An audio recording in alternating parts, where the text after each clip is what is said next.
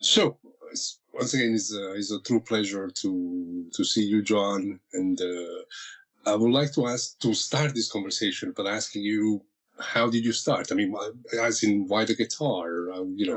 How did that came about? That was really random, Francesco, because I didn't come from a musical family. Nobody in my family played or liked jazz. I didn't play jazz for the first 10 years of my musical life. So a friend who I'm still in touch with, she's now in her late 80s, wonderful lady who was my babysitter, put a ukulele in my lap when I was about 9 or 10 years old and just showed me a few simple chords. And then I think my parents bought me an acoustic guitar first. And then maybe when I was in my mid to late teens, I started playing electric guitar in little rock bands in Connecticut, where I grew up in the Northeast, not too far from New York City. And gradually getting a little better in rock bands. And then someone introduced me to jazz just as a listener, maybe when I was 18 or 19. I wasn't really playing it. And then a lot of musicians my age, I think I pulled into jazz from some of the earliest fusion jazz if we were playing rock music before. So things like Weather Report, Bitches Brew, Chick Corea, all the important jazz fusion groups of the late 60s, early 70s pulled a lot of us who were rock musicians into jazz. So we started by maybe playing long vamps and just trying to figure out how to add some other harmony, and then gradually went into learning, understanding really the harmonic structures of standards, and then going back and checking out earlier jazz. But fusion was my introduction to jazz. So for someone who tried to become a professional musician, I got a late start, because some people are playing jazz very well when they're 17 or 18. I didn't even start probably 21 or 22. And I had good teachers in Connecticut, and Link Chamberlain, who was a guitarist, who had a very active career teaching, wonderful guy and a great teacher, and a piano player named John Mehigan, who wrote some of the earliest books on jazz theory. He'd been in New York and moved out to Connecticut. So I had a chance to play a little bit with both of them and take some lessons with both of them. So, I really began serious studies as a jazz musician probably when I was 21 or 22, pretty late. Right, like you're well known for having a so-called pianistic style on the guitar, right? Although, as I mentioned to you before, to me, like that's just how you play the guitar. Now, if you want to call it the pianistic style, great. Did John Mehigan had an effect on you from that point of view? That's a good question. Well, I was playing with him. He had a little weekend gig at a small restaurant in Connecticut, and I ended up doing that with him for a couple of years. Just because I think it was helpful for him to have another soloist. He knew I was just really kind of beginning, but I was smart enough to stay out of his way and play softly enough and find something. He would just sometimes start playing a standard and not even tell me what the song was, and I would figure out something to play. I'm sure if I heard it now, I'd be kind of appalled, but I did. It was good enough that he let me keep coming back, so I gradually got better. So, I was exposed to good jazz piano chords then, although I didn't really start thinking in those terms on the guitar until later when I started playing little solo gigs. And then listening to some of the guitarists who really have that kind of a style developed, like Lenny Breau or Jimmy Weibel or Ted Green. And I've picked up a little bit from all of those sources and then trying to find my own vocabulary with chords. But I just like some of the sounds that you would hear on the piano on the guitar. So that involves open strings, stretching your hand a little bit to accommodate the wider intervals and so forth. I'm not the only one doing this, obviously, but it's a sound that I really like, especially in the more intimate solo and duo settings. Well, you developed, that particular approach quite extensively. There is like only a bunch of guitar players that I know who are fluent, both melodically but also harmonically, and I'm talking technically, usually chords, as in close voicings and of course rhythmically. And of course you mentioned Ted Green, obviously. Incredible. Jimmy Weibel, I know he had an effect on you, although less known, let's put it that way, less known, at least to me. I discovered him only actually recently. There is no, I was trying to find things on YouTube about it, but there is it was very hard to find something, There are a few, but he was a very unassuming, gentle, humble man, but an incredible guitarist. I mean, he could read anything. He could play beautiful jazz solos. He had these beautiful counterpoint etudes he developed with double stops and moving voicings. So I met him through Sid Jacobs, who's about my age, who studied with Jimmy. And he was in good health when I met him. He was playing well almost into his late 80s. He was still playing well when he was 85 years old. He was a sweet, gentle man who was very interested in what you were doing. So I went to his house a number of times and watched him do these etudes. And we played a little bit together, but mostly I was watching him. And the thing that I took away from him immediately is all these beautiful moving double stops. Yeah. So that's tried to incorporate into my playing right away that I encourage other people to do also. Breaking chords down into smaller dyads, simpler shell voicings. You can move things around in ways that you can't do if you're trying to move a whole chord. So I've incorporated some of that into my playing too. So kind of implying the harmony, but since we only have 6 strings, kind of economize, Exactly. In fact, which leads me, by the way, we're both improvisers, so these conversations might, take different directions, it's not necessarily, I didn't plan it. I mean, I have things that I noted down, but, solo guitar, I mean, it's like, again, there's a few people that I know that can go on a stage night after night, like you do, and play solo guitar, which I think is probably one of the most challenging things, at least for jazz player or let's say rock players, because classical guitar players, they're used to that. That's what they study in the repertoire. But in jazz, again, I can think of Joe Pass, Martin Taylor, you, of course. What are the challenges? So yeah, like having a 1-hour show. Yeah, it is challenging. What are the challenges? How do you overcome that? Part of it is creating an atmosphere where we're pulling the people in with a fairly limited dynamic palette. I mean, one man with a guitar, we have much less dynamic range than a piano, for example. Yeah. It's a pretty small dynamic range that we have. So some of it is just programming things with enough variety to keep people engaged. That's part of it. Part of it is sort of making decisions about what a particular audience is able to respond to and hear. So, when I play alone, it's not really high energy, fast tempos for the most part. When I play alone, it's much more introspective. Sometimes it's really just rubato playing. I won't do a whole evening of that. I'll play some things in time, but it's mostly medium to slower tempos, some bossa novas, some original songs. So I hope there's enough variety in the material to engage an audience because, the vibe is a little bit similar from tune to tune. I try to give it enough variety and play a few sort of semi-energetic things so that it doesn't put everybody to sleep. But it is a challenge. Part of it is also integrating all the different elements that I can use on the guitar into something that feels like it's working. And it doesn't work every night. Sometimes I listen and I think this could be better. Other nights it feels like it's working pretty well. But I'm still refining it after doing this for 40 years, Francesco. Right. Okay, I still have lots of things that I'd like to do better, which is part of our little journey as students. And I embrace that. It's fine. Well, plus I would think of course there is a technical challenge, what you just described, but also like when you're playing duo or trio, somehow mentally you can rest at times. Maybe somebody else is taking a solo, and you can kind of regroup a little bit. Yeah. While it's solo guitar is incredibly exposed for, the amount of concentration required is something that I can personally I cannot do it. I can play solo guitar, but I could not do a show. Let's put it that way. It's as you say, it took you 40 years, and you're still learning it in a way. Oh, yeah. The other thing I might suggest to you to help you feel a little more confident doing a whole show, just play for a few friends sometime at your house for an hour. True. Build up confidence that way. Self in an environment very low pressure, but still people are listening. That's a brilliant idea. Actually, I never thought of that.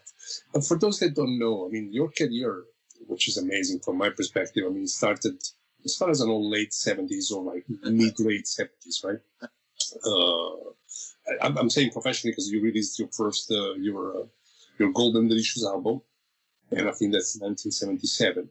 That's and right. Then 78, you did the album with David Friesen, Through the Looking Glass, Through the Listening Glass, which actually I suggest people that are going to watch this interview to listen to that album because it's quite a statement. What's interesting to me is, you've been a guitarist now, you've gone through many generations of trends. I mean, you stay pretty much true to yourself all throughout, but you've seen all the changes happening. The late 70s, then the 80s, then the fusion period. How do you live these transitions? And did it change your way of approaching the guitar, or you just floated through it? Interesting. I think my sound changed over the years, and this is true of some other guys in my generation too. A lot of us experimented with guitar synthesizers and chorusing and delay and distortion. I had a guitar synth I played for a little while in the 90s, and that might have been just because I heard a few other people play, and I thought it might be interesting to try it. And then I had some chorus for a while and reverb, that sort of the sound that Schofield and Mike Stern still has pretty much. Yeah. So, my sound kind of changed, and I found myself going back to a pretty pure sound. And Schofield, Bill Frisell, Pat Metheny have all done the same thing. Pat still plays his guitar synth occasionally, but his sound these days is very pure, just with a little bit of reverb through a great digital system that he travels with. Bill Frisell, too, I mean, he likes lots of effects, but very often he's playing with a very pure sound. The last few times I've heard John Schofield, he's just straight into a Fender amp and backline with no effects. So these days I'm just playing with a little reverb and stereo, and that's it. And what that does, I think we all maybe came to the same conclusion that followed this path, is that you really hear the sound of your hands on the instrument. You hear a touch. That's a little harder to distinguish if you're playing through a lot of effects. Which in a way is like, I don't know, for me, the experience has always been, because when we're playing live, the amp is always so close. In a way, all those little hands noise, at first they kind of bothered you in a way. So like the effects is a way of camouflaging them. That's true. And then I guess as you get more mature, you realize it's part of the guitar. I think that's right. I mean, a little bit of squeak. You hear that more on a nylon string, and I have some nylon strings. On some of my recordings, you hear the squeaks, although I try with recording strings to minimize that. I don't play nylon as much as I do steel string, but especially I'm in the studio where things are close mic'd, I try to really minimize those sounds because they're a little distracting. But you forgive those things because you said that's just part of the guitar, or you might hear a damper pedal on a piano, or you might hear a drummer grunting when he hits a cymbal. I mean, that's just part of human making music. So those to me are not huge distractions as long as it's not so predominant all the time that it becomes a distraction. But I try to minimize those sounds. I'm going to jump again because like what you just said kind of made me think of something else that I noticed in your playing. It seems you have a very light right-hand touch. It seems. Very. At the same time, the way you accent notes is spotless. Right. Well, thanks. And how do you combine the two things? I mean, as in being able to, putting all the accent with your right hand, either picking your fingers, because I know you must have done a lot of work in order to get the volume of your pick or the attack of the pick and fingers. That's right. Consistent, and already that is it would be like a practice on its own. But even when you're just picking, I notice a very light touch, but at the same time, the attack is very, very, very crisp. Yeah, that's right. Yeah, How do you do that? I mean, I think everyone will tell you that your right hand just develops, unless a teacher tells you to play a particular way, your right hand develops in a very organic way. So in my case, I have a little Fender teardrop pick. It's always pick and fingers. And it is, if you just heard the amount of attack that I play without the amp, it is very light. So I've tried to do exactly what you described, which is to be precise with a light touch. So I, usually have the amp up a little loud. So the amp is doing some of the work for me.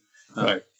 Acoustic guitar, I have to mic it very close because I have a light mic. I've got a few things up on YouTube where I'm playing acoustic guitars, and everything's very close mic'd because I'm not a strummer. I don't have a heart attack. But for me, I found that's a comfortable way to play. If I'm playing electric, I always have pretty strong pickups, usually humbuckers with pretty high output on my steel strings, and an amp that has plenty of headroom, so I can't really turn it up. And the attack is very light with the right hand, and that works for me. And the balancing of the pick and fingers is another part of the equation that you just mentioned. So I've just tried to focus on making everything sound even. You shouldn't hear a difference between the fingers and the pick. I'm sometimes using my middle finger to play individual notes. So I'm occasionally, I've seen John Schofield do this too, where he uses middle finger. He's got the pick palmed, and he's just using his middle finger for that softer touch. So I'm occasionally using my middle finger just with an upstroke combined with the pick, and then the other fingers for chords. So it's a kind of an odd-looking right hand, but when I'm playing, I don't think about it at all. It's just working. But it took me 40 years of that kind of hybrid picking to develop to get it to the point where it is now. Plus, like your language, your left-hand language, right? There is a lot of arpeggios going on, or at least like what you call wide intervals, right? Yeah, that's right. Which on the guitar, arpeggio are probably the most complicated thing to execute because you're changing strings all the time, and you seem to develop like some kind of combination of, sometimes you're alternating, sometimes you're sweep picking, but I guess it's just you're not really thinking about it. It's just part of the language. Yeah, I think basically you train your hands with enough muscle memory that those patterns then become the basis, hopefully, for pulling melodies out of the memorized patterns. So a chord shape or an arpeggio is a template for me on the neck, and then hopefully I'm using those memorized shapes and patterns to create melodies. And those melodies, just my notion of what a melody is, or the song itself, or what I'm hearing from somebody else in the group. So all this practicing allows us hopefully just to be in the moment in a way that doesn't involve thinking when we're playing. I try not to think at all when I'm actually playing. I think when I'm practicing. But if I'm thinking while I'm playing, I hear it and I don't like it. And, I have legs that I fall back on like everybody else. But I think if you're willing to slow down and leave a little space to allow the conversation to unfold with the other musicians, if you're playing in a group, then you can kind of get out of your own head a little bit and really try to create something, even if it's a small variation on the learned patterns. As an improviser, our goal is to improvise and create melodies. That's what all the practice is for, really. But that's what astonished. That's why how I felt in love with your playing, because I find it. We discussed this before. I find it incredibly poetic. Because thanks. It's on the surface might not even come across as complicated. Although as a guitar player, I know how difficult what you're doing is. But the fact that you leave space, it feels like a painting, which actually brings us to your latest album, right? The Rain painting with Dan Dean, right? Thanks. Well, space is a critical component. Jim Hall said this too, that space, I'm not quoting him exactly, but I know he was talking about being influenced by some of the great swinger tenor players. You and I have talked about this in earlier conversations. He loved Ben Webster and Coleman Hawkins. So do I.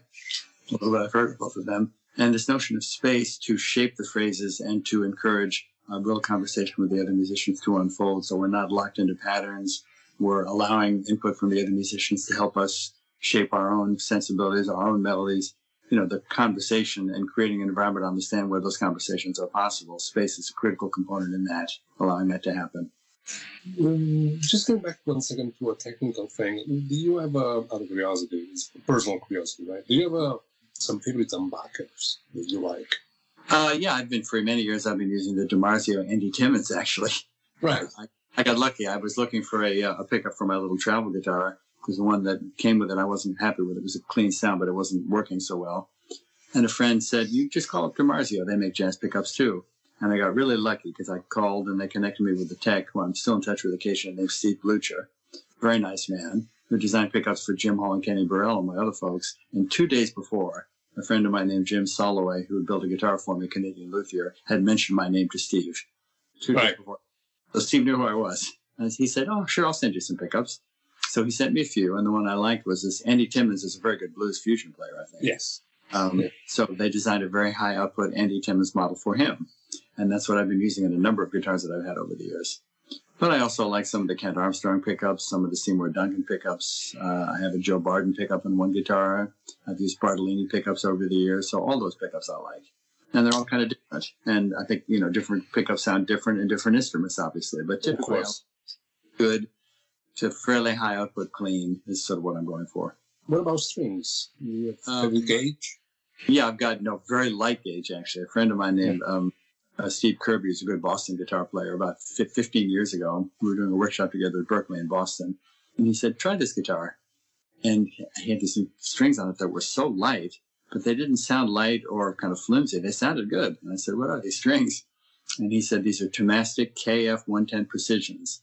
And they build these as to be used on a classical guitar. And why anyone would use very light flat ones on a classical guitar, I have no idea. But they're 10 to 38. Right. Usual jazz gauge. Oh, so I've got that on a number of my steel strings. On the nylon strings, I have others. On my baritone and my baritone fretless, I've got heavier strings, like usually 12 to 52, kind of light jazz gauge.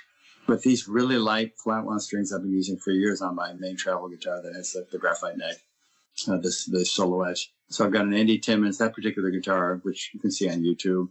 I have these little headless ones that I've been using on the airplane for years for my friend Roscoe Wright. And he's not making that design anymore, but he made it for about 20 years with these collapsible. It's a little like the Yamaha silent guitar with these plastic tubes that come off that give you the shape of the body. And that guitar is a little maple body and a solid graphite neck built by another company, Moses Graphite. They had a collaboration for a while, Graphite Neck, Steve Mosier. And then the pickup setup is the Andy Timmons DiMarzio humbucker in the neck position, and then an RMC, a Richard McClish piezo. So a little bit of piezo, high output humbucker, and these very light flat wound strings. Not the usual jazz setup at all. Right. For me, it works. I can get a good clean sound. If I'm flying and I have to borrow amps from friends, I take a little digital hardwire reverb.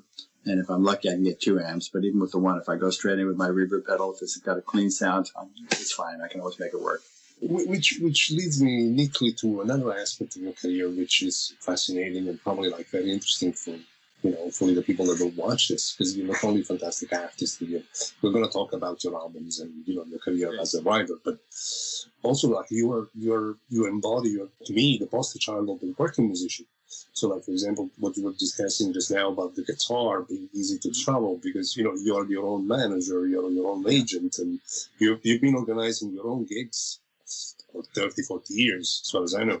Yeah. And yet you've been touring, not just the US. You've been to Europe several times. I mean, like dozens of times, Francesco. Exactly. Like you're not somebody that stands still very much, but managed to accommodate a career without the setup that more famous people might have, like so you book your own gigs, you travel to your own gigs. I know because we were talking about this, sometimes in the US you get in a car and you just drive. It's very, very grassroots level touring, Francesco. So what it is, no manager, no agent, putting out records on friends' labels essentially. And really, it's not booking. I should give my friends credit because it's not really, for the most part, it's not me booking the gigs on the road. It's my friends booking the gigs for me that I like to play with, hopefully that like to play with me. I'm generally staying with the friends that are booking the gigs, so very little in the way of hotel expenses. It's very grassroots. So I don't make demands on my friends by saying I need a plane ticket or I need travel expenses. I just say, hey, if we can work a gig together, I'll get myself there. Don't worry about me. And if if you're comfortable, or if you have a friend who's maybe comfortable having me grab a bed or a couch, great. If not, of course, I can pay for a hotel if I need to. But generally speaking, obviously everything changed with the pandemic. But prior to that, I was traveling between 7 and 9 months of the year, all with a network of friends, essentially. So I agree to go someplace with 1 or 2 gigs, and then I talk to another 30 people that are all within 1,000 miles of where I'm going. Right. And if I'm lucky, another 20 of them say yes, and I'm going to make some money. So it's very grassroots. It's a salesman's mentality. You've got to be willing to do the follow-up. You don't want to pester your friends, and everybody's busy with their own lives. So it's a bit tricky. You want to make sure that you're staying in contact and trying to make things happen, but you don't want to bother people or give them the impression that you're pressuring them to produce the work for you. So I try to be respectful. And, a lot of these friendships have turned into long, ongoing friendships that have gone on now for many, many years in some cases. Sometimes it's just one gig with somebody. Other times it's ongoing friendships. But it's just a matter of understanding what people are comfortable providing for you and then doing it in a way that doesn't feel like you're creating any pressure or anything that's uncomfortable for them. But they say, I think like it's an English expression, like standing on the shoulders of somebody else. In a way, like if a young guitar player is seeing this, somebody in their 20s or somebody starting out professionally, in a way, you demonstrated with your career the fact that you can even tour internationally and not being, let's put it that way, let's not being Palmettini at the same time. Yeah. There is this middle ground where it's still possible to do it, not just at local level. Because I know that you know what I mean. Like you demonstrated to everybody else. Because I don't know many people who manage to do that. I know you. A few people do. I mean, I think basically you have to have a salesman's mentality, which means being willing to do the follow-up, be comfortable, and accept the fact that there will be some rejections and some cancellations and things that won't happen. And that's just the reality of trying to make a living. But basically, everybody can have the experience to do a little bit of touring if you're willing to go someplace and you know somebody who lives somewhere else and you like to play together. Even if you're losing money, I've gone on some trips where I broke even or lost money because I wanted to go to that place and try to establish some connections. If you go to a place, you'll learn more about opportunities there than if you don't go. So that's my mantra is, if you want me to come and let's play and teach some music together, I'm coming. But one thing I remember in one of our previous conversations is like basically, let's say, I mean, I know you're based in Portland. I'm just making an example, but say if you have a gig in Los Angeles, once you establish the first gig, you might start trying to book something on the way or something on satellite to that or... Exactly. Yeah, so if I know that I've got one gig in LA, that one gig is not going to cover my expenses. And typically these days, a gig anywhere, if you're not famous, is local money. So then I have to try to get hopefully a couple of workshops. So bear in mind, I've been going up and down the West Coast since the late 1970s. So I've got lots of friends all over California. That's one of my little circuits down to California. occasionally over another 7 hours east to Phoenix and Tucson. I can tell you within 20 minutes the drive time anywhere on the West Coast. Right. Anywhere. You know, I know my way around out here. I started traveling with David Friesen out here in the 70s. Now, that doesn't mean to say that it's ever easy. There's still a lot of work to set up these little gigs. So it might be, if I'm lucky, if I'm in a given city, maybe I have 3 or 4 or 5 things. I haven't been in Los Angeles as many times lately, more the Bay Area. I seem like I have a little more to do there. Things are changing. A lot of my friends who were teaching for many years that were good contacts are retiring. So then I have to try to build a new relationship with somebody at that school if I want to go back to do a workshop. So that part of my equation is changing a little now. I actually love connecting with good younger players and teachers. I feel their energy and their enthusiasm, and this helps me, you know. So I think there's a pretty good chance I could be, assuming that things get back to some kind of normal with some international travel and more normal travel, that I can do I'd like to do another 10 years of hitting it pretty hard. Yeah, I don't see not only why not. I'm pretty sure. You know, you have a level of dedication, which I think we can all learn from. Yeah. And if there was not enough, you know, the music feeds that dedication. Part of it's taking care of yourself, but part of it is, I think, understanding the fact that you can do good work all through your 70s. In some cases, some people all through their 80s. So some of that is good genes, some of that is maintenance, some of it is luck.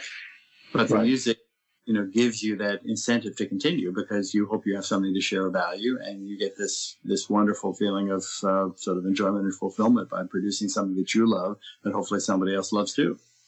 Right. Let's quickly go back to John Stowell, the recording artist. Sure. If somebody, you know, just discovers you now, it's not going to be like that. But let's imagine if you had to suggest, say, 3 albums for them to start from and say, okay, start from these ones. Okay. Well, my earliest ones, you know, they sound early to me. I don't really exactly sound like that, but my first record gives you a glimpse of what I sounded like in my 20s. And my writing at that point was pretty rudimentary, I think. But I think the guys all played great on it. That project just dropped into my lap, the one you mentioned, Golden Delicious, because I've been recording with David Friesen. And a man named Irv Kratka had a company called Music Minus One, which was the precursor to Jamie Aebersold, where you could buy an LP that had a rhythm section you could play along. And he was a jazz fan. So he thought he would initially he started licensing European records from Steeplechase to be licensed in the States. And he thought he'd create his own label. So he created Inner City. And, you know, the money to fund that came from Music Minus One. So he was looking for people to sign. And David Friesen, my friend, who at that point was a new friend, I'd met him in 76, he auditioned for and then got a gig with Ted Kurson, the trumpet player who played with Mingus and others. So Ted Kurson put together a sextet. David was in that group. So Irv liked David and offered David a contract. So I was on David's first record. That was Steve Gadney and Paul McCandless. It's kind of an interesting band. So the next year I'd come, at that point I was living in Oregon. I had left New York. I still had my place in New York that I was subletting, but I was moving back and forth with David and we were starting to play together. And so I was going to go back to New York the following summer to record another record with David. And I knew that material. At that point, we'd been playing for a couple of years together. And I bumped into Irv on the street in New York. And I said, oh, nice to see you again. I'm looking forward to recording with David. And he said, oh, you want to do a record too? I said, yeah, sure, I'll do a record. I had no group, no material. In New York, I can find some people to play with. Because, you know, at that point, I also knew some people in New York because I'd lived there for a little while. So Jim McNeely, I knew. We'd done a few gigs together. Mike Richmond, I knew. So that was piano and bass. And Mike knew Billy Hart. Asked Billy. Billy said yes. Billy, at that point, had already played with McCoy, Herbie Hancock, Stan Getz, many others. The original trumpet player I wanted to get was unavailable, and he recommended Claudio Roditi, great Brazilian trumpet player who just passed away about a year ago. Wonderful player. And Claudio was from Brazil, so he knew Dalmo Ramau, who had worked with Weather Reports, and that was the band. So we had a couple of rehearsals. And, you know, I was pretty young, pretty green, but playing well enough, I thought that I could pull it off. And Billy, who was probably the most experienced and most famous guy, came on. He was the humblest, sweetest guy. He said, no, I'm not that quick, but I'll be fine. You know, I said, of course you will, Billy. You know, thank you for making it. So we did 2 rehearsals and went in and did it. And for, you know, given the amount of time we had and there was never a working band, I think it came off okay for a first record. It's not bad. This sounds really, really nice. Yeah. So that's a little snapshot of me in my 20s. The records with David were primarily his material, but if you want a little sample of what I did for about 7 years with David Friesen, we did 2 with a couple of guests, Through the Listening Glass, and then another one called Other Mansions. And parts of those, you know, I don't really sound anything like that to my ear now, and it's not material that I I played with him for about 7 years playing these original tunes, and it was my introduction to the road. So I enjoyed my time with him, but I don't really feel like that's really what my musical identity is really about now. It doesn't really inform my musical identity now, but a little snapshot of me playing for 7 years from about 77 to 83. Either one of those records would give you a little sample. There are a couple of my tunes on those records that make it closer to what my musical identity was. Although David, gave me some important lessons. Intensity on the bandstand, learning how to conduct myself on the road, getting the energy and the stamina to do a very long drive and get out of the car and be able to deliver with a clinic or a workshop. So all that I learned from David, and I'm grateful for that. And then I really had a long break after I was recording with David before I could recording it. I just couldn't find anybody to record with. And then I started meeting friends who had small labels in the early 90s. So then I started doing CDs in the early 90s. And probably the longest relationship that's still ongoing started about 2000 with a label called Origin Records out of Seattle. And that's run by two drummers who started initially just doing covers for friends, and then they thought they'd create the label. And now they're 20 years into this label, and they have over 650 records in the catalog. Yeah. And I've got about 20 CDs with them, including the one you mentioned, Rain Painting, with Dan Dean, which is my most recent one. One of the drummers I play with, his name is John Bishop. We just played last night in Seattle, actually. And we have a group called Scenes. We've done 6 CDs. So sometimes that's a trio with bass and drums, and we occasionally have guests. So we're playing actually, while I'm in Seattle here, I'm playing 3 times with John. Last night was a little jam session with a trio with an old friend of ours, Bruce Ferris, who's a very good bassist. And then the group Scenes, which is the original group Scenes, with a tenor player named Rick Mandick and a bassist, Jeff Johnson. Yeah, that's like 2001. It's one of my favorite albums. That's why I'm saying it. Right. There's an interesting story, which I think I told you in a prior conversation with you. The original tenor player in that group was a man named Rick Mandick, who had to stop playing the tenor because he blew out a hernia twice and had a musical pianist and a guitarist. But he solved that problem. So his first time back in the studio was with us about a year and a half ago for the Scenes CD that just came out called Trapeze. That came out about 3 months ago. And we're playing again with the 4 of us. We're actually playing on Saturday, doing a little streaming gig. I'll send you the link. Yeah, that's fantastic. Yes. But Rick is playing better than ever, and it's just great to be playing with him again. So we did that recording like a year and a half ago, give or take. It was in September of 2019, so almost 2 years ago now.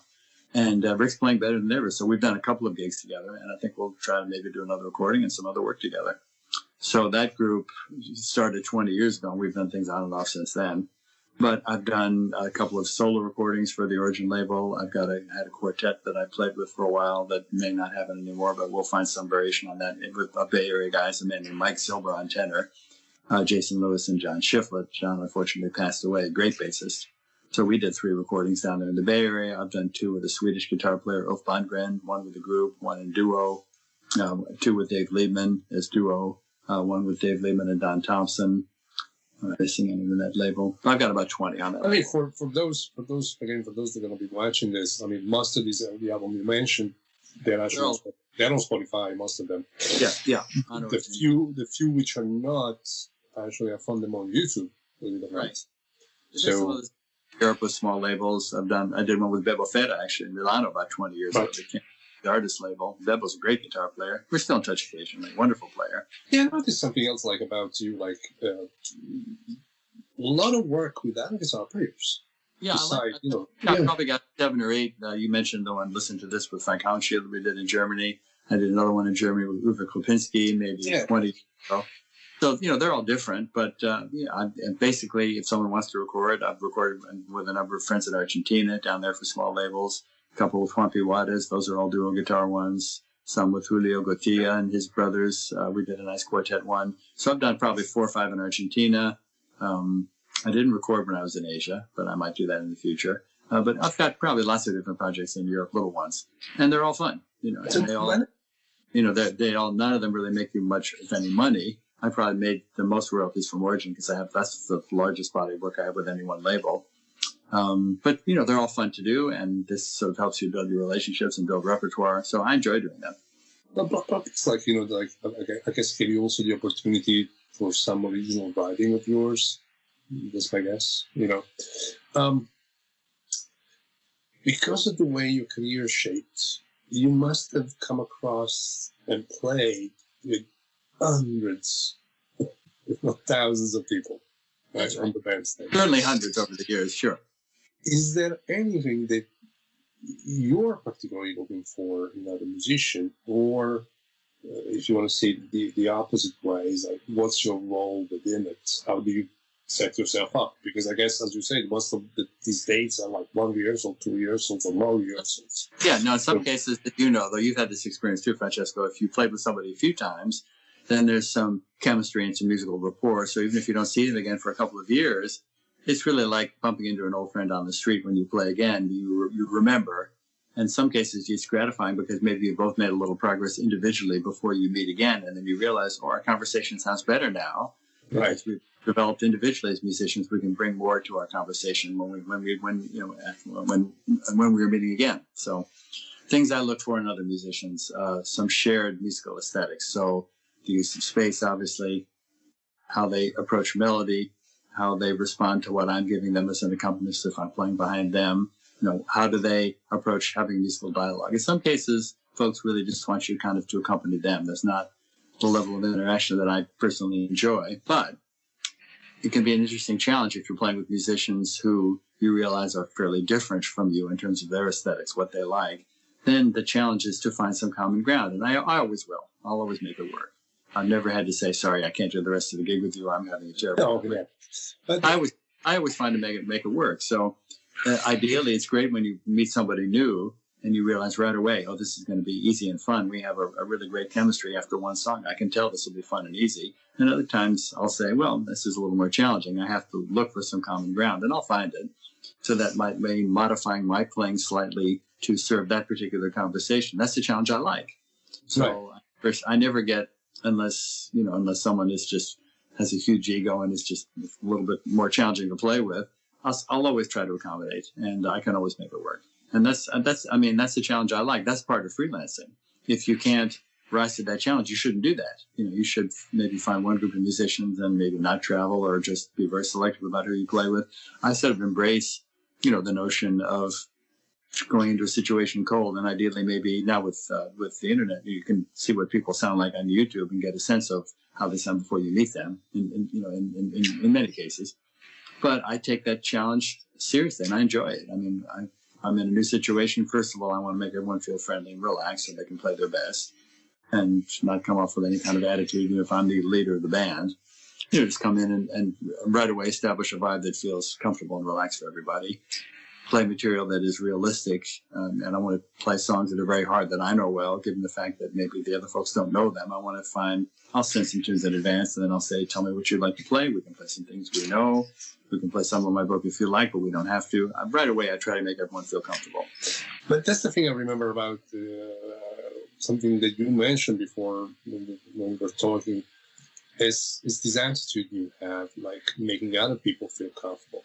Yeah. And I think once you combine this kind of attitude with what you said about establishing connection, not pressurizing people, I mean, everything, because, before getting to know you, as you know, I've done my little research. So, of course, I was browsing forums and these other people talking about you. And the common thread is, beside you being a fantastic guitar player, is how much of a nice guy to be with you are. And I think independently from, let's have a coffee, sorry, I'm Italian, so, we think in terms of espressos, right? Yeah. But I'm sure these are also cartillial threads which help a career, to have 20, 30, 40 years of career as opposed to trying to impose, your own will at all times, no matter, if this makes other people feel uncomfortable. I think it's important, right? I think basically music is a reflection of your personality. So that's sort of the way I try to go through life, basically, just to have every encounter to be at least pleasant and just to make anyone feel comfortable, even if it's just at the gas station or the supermarket. How's your day going? How are you doing? Nice to see you again. Whatever it is. That little exchange can be nothing, or it can be a 30-second exchange that has some humanity, Right. And if I'm talking to someone on the phone, I'll say, how's your day going? And that immediately changes the conversation, even if I'm just trying to get some credit card information. So, right. True. Absolutely true. You mentioned YouTube. And of course, we should mention the fact that you have a fantastic channel, which actually you didn't start long ago and is growing, Yeah, I mean, friend who helps me do the postings, and you really don't make any money on YouTube, I think, until you get up to maybe, I don't know, 10, 20,000 subscribers. I'm nowhere near that. Well, hopefully this will help a little bit. But Yeah, hopefully. I mean, now I'm up to maybe, 14 or 1,500 subscribers, but I'm posting every week. I'm also on the Truefire YouTube channel. of course, Links, and they have 450,000 subscribers. So I think I'm getting a little revenue from them in my monthly royalty checks. If I can suggest something to again somebody watching this in the future, on your YouTube channel, there is something that you actually stopped doing, and I'm sorry that you stopped because I loved it, and I still love it. The breakdown, yes, I mean, the harmonic background. As many views. I mean, I like doing it, but they don't seem to get as many views. But probably if you have 200, it's just me. It's me watching it 20 times. That's okay. I appreciate that. Those are incredible lessons. Oh, thanks. They are just showing you how I move through some simple voicings and chord melody ideas and so forth. I know, those are amazing. Like, that's right. I'll do another one just for you then. I'm not kidding when I say probably I'll watch at least one every day. Hey, I appreciate that. If you learned a few voicings or something useful, I'm happy. It's in a way fascinates me just to see you talking about it, because it kind of gives me an insight into the process, like of arranging or how you think chords. I mean, your understanding of harmony is quite deep, and you mentioned the Truefire courses, and you have I don't remember, probably 2 or 3. Actually, I did on the Truefire, and then I see something, I can't remember if it's DC. Yeah, I've got things with DC music, Truefire, Mike's masterclasses. And, which leads me neatly to John Stowell, the educator. I mean, we talked about the artist, we talked about, the working musician, and then there is the educator, because, you've been doing these teaching gigs also for a while. Yes. But one thing I noticed is not only you make complicated things sound simple. One. But I think that maybe in your own teaching also, we can break harmony down into small enough components that it is really something that is teachable and learnable. So if I say, here's a simple arpeggio, now let's layer a melodic minor arpeggio on top of this in another key to correspond to a mode, and let's go back and forth between the two sounds, after really a couple of minutes or even 1 minute, the student starts to recognize how the tensions can interact with the basic consonant sounds, and then how you use that in the context of the solo. It is all teachable. I think, as a teacher, you need, you need a couple of qualities.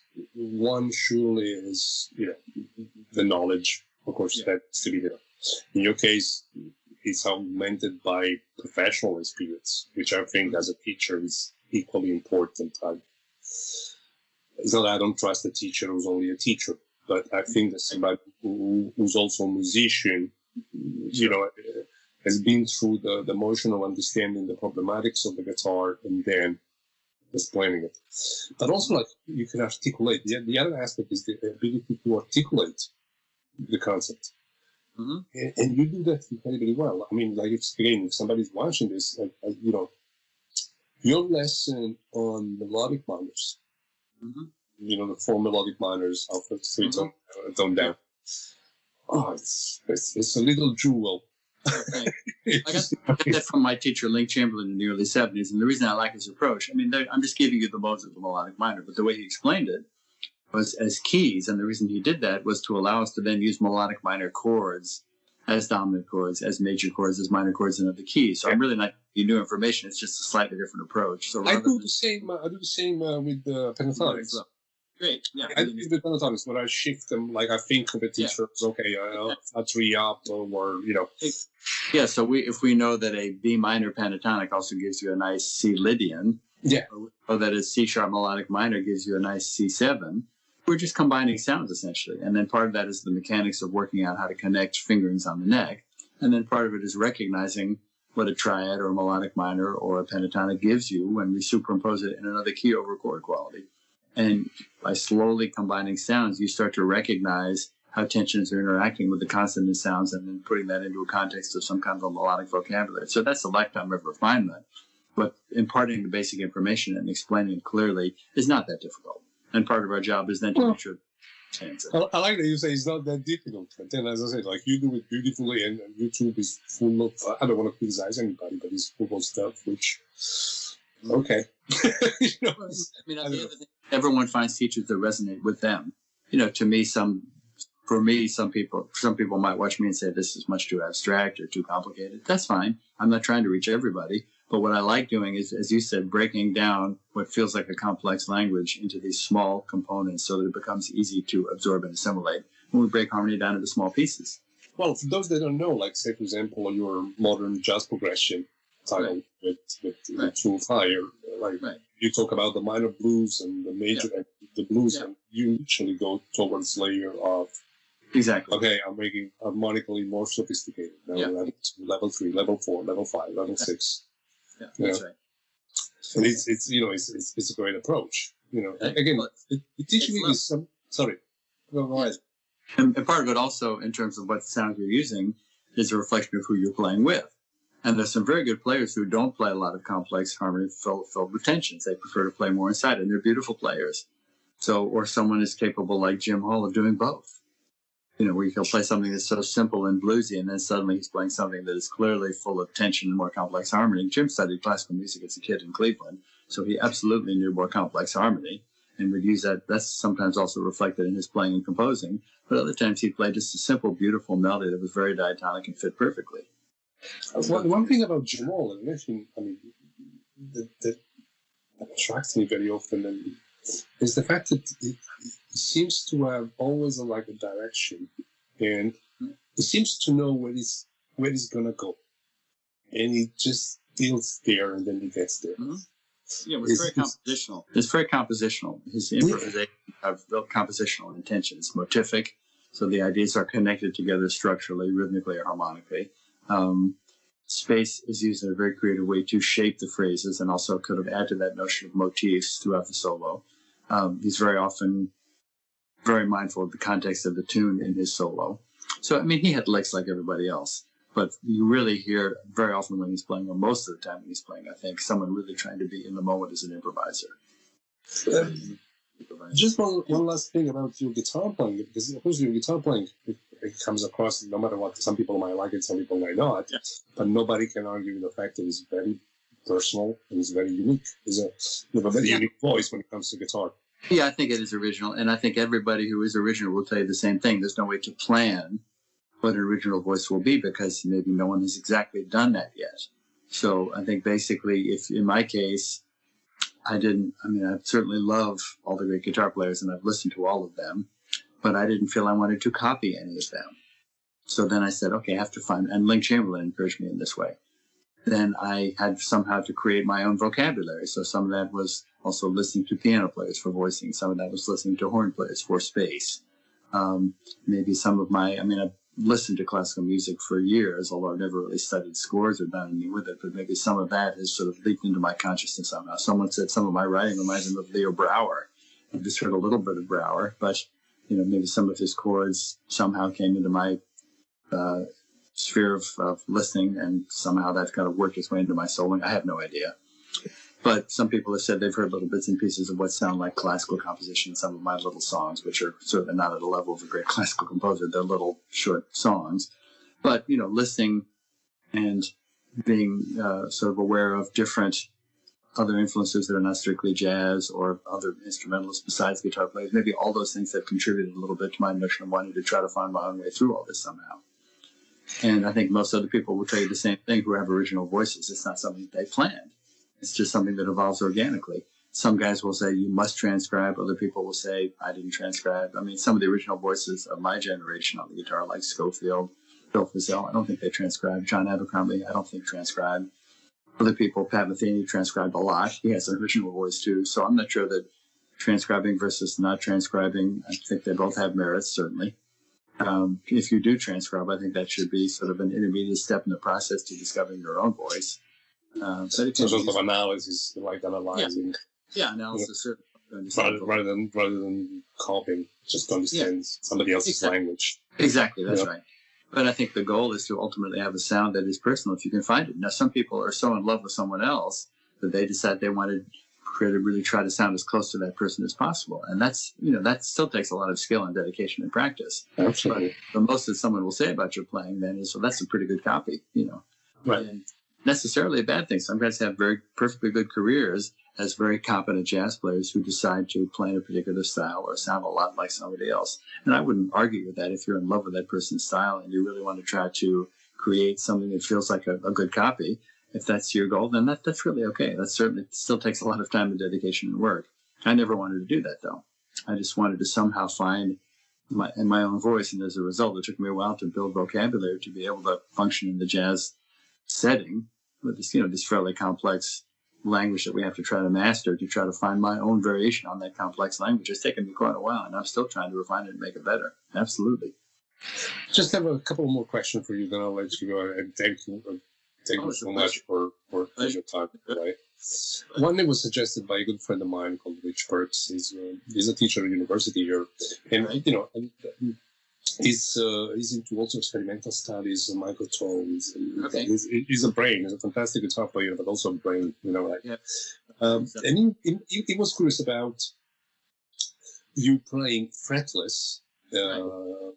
What is it that you like about playing fretless, and also like how does fretless eventually allows you to express yourself differently compared to, say, vinyl string or... So fretless for me was really just an experiment. I had an older guitar that a friend of mine named Bobby Warren built for me that I wasn't playing much, but I liked the guitar. It started out as a Warmoth body that he then built a neck for, and he pulled the top off and hollowed it out a little bit, added a new cedar top. So this guitar has been through about 5 different iterations, but I've had it since the 80s, so I knew I wouldn't sell it, and he made a beautiful neck for it, but I wasn't playing it much. So I thought, how can I reinvent this guitar again? I tried it for a while with baritone tuning. It worked pretty well. Not quite full-on baritone tuning. I think I was going C to C as opposed to B to B. But I was having fun with it and using it some, but I wasn't playing it much. And I thought, fretless guitar could be interesting. So I had some friends at a shop in Portland, where I live. Bobby lives up in the San Juan Islands, beautiful group of islands up off the Washington coast, but pretty far away. So I used to go up there pretty often, but I haven't gone lately. So just to make a drive up to have him modify the guitar and then come up and get it again would have been a bit of a trip. It's 4 or 5 hours each way with a ferry boat ride and so forth. So I just took it to a shop in Portland where I live and said, guys, let's take the frets out and please put in plastic markers so I can see, to play it in tune, you essentially put your finger on where the fret used to be. I'm amazed that people do without the markers. I mean, the dots help a little.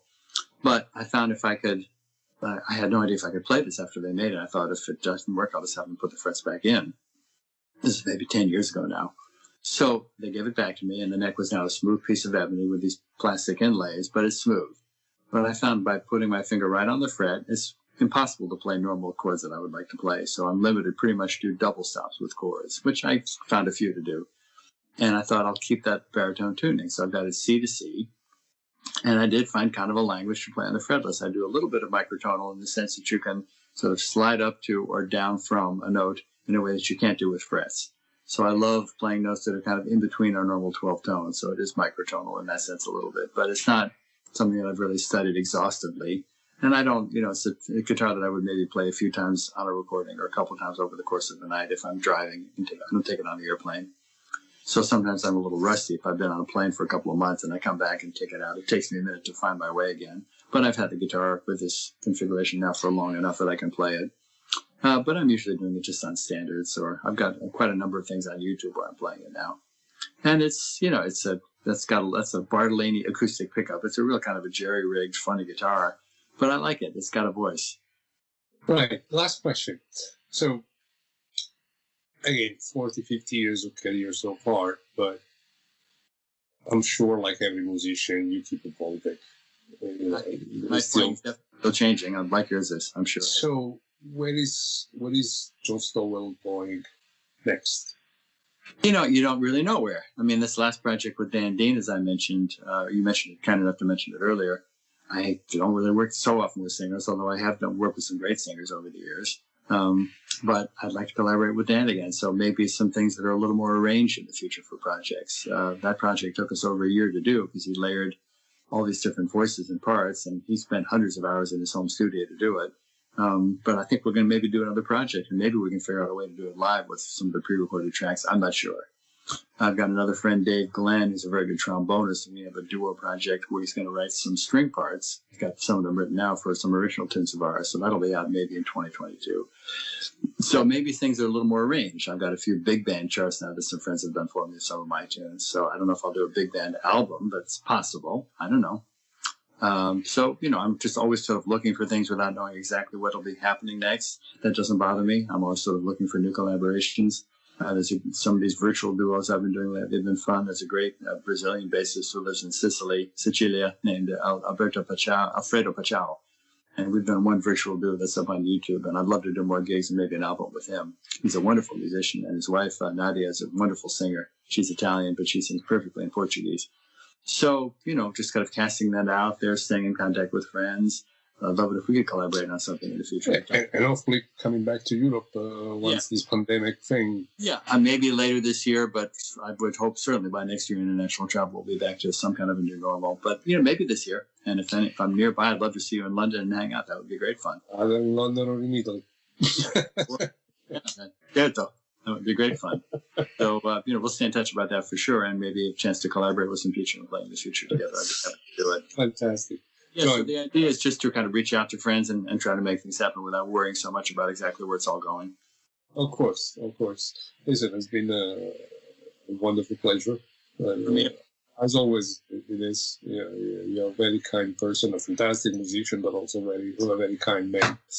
Hope to speak to you soon again. And if you would like for this, I know you're on the road this week, so good luck with your gigs, and hope to speak to you soon enough. Yeah, and I hope your gig. You have an upcoming gig too. I hope it goes. I have an upcoming gig. Yeah, in England, the lockdown clubs are reopening basically to the public on the 17th. They've been closed since November. Right. Hope the gig goes well for you. So it's going to be a bit. Yes. But as you mentioned, we kind of reinvented ourselves during this 1 year and a half with live streams, online teaching. We kind of had to do it in order to stay afloat. But it's nice, it's different when you play to an audience compared to when you play to a camera. Yep, I agree. But I hope it goes well. Within the confines of the pandemic, for us, it's been already nice to be able to at least play with other musicians. That was already like an achievement in a way. With the limitation of having to do with as in a streaming kind of experience. But at least we got to play with other people as opposed to just be at home and watch. Exactly. Kind of stuff. Exactly. Yeah. We've all kind of reinvented ourselves, and I think some of that reinvention and internet collaboration we will carry on with that going forward, which is really okay. In that sense, it's sort of a blessing. But I think getting back to live performing is going to be great. Yeah, absolutely. Okay, I'm going to stop the recording now. And again, a true pleasure. Thank you so much. You're willing to take the time with me, and if you like what the interview looks like or want to edit some of it, feel free to post, of course.